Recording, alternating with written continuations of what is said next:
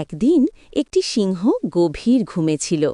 একটি ছোট্ট ইঁদুর সিংহের পাশ দিয়ে খেলা করছিল। এতে সিংহের ঘুম ভেঙে গেল এবং সে ইঁদুরটিকে ধরে ফেলল।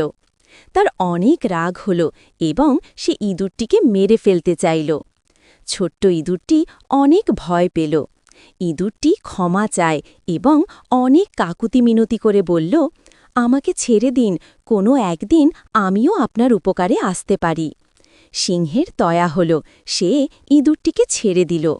কিছুদিন পর সিংহটি শিকারীদের জালে আটকা পড়ে। তার গর্জন শুনে ইঁদুরটি ছুটে এলো। ইঁদুরটি তার ধারালো দাঁত দিয়ে জালটি কুটকুট করে কেটে সিংহকে মুক্ত করল। বন্ধুরা, গল্পটি থেকে তোমরা কি শিখলে?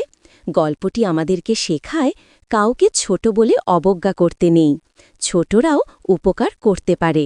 ছোট্ট বন্ধুরা, গল্পটি তোমাদের কাছে কেমন লেগেছে?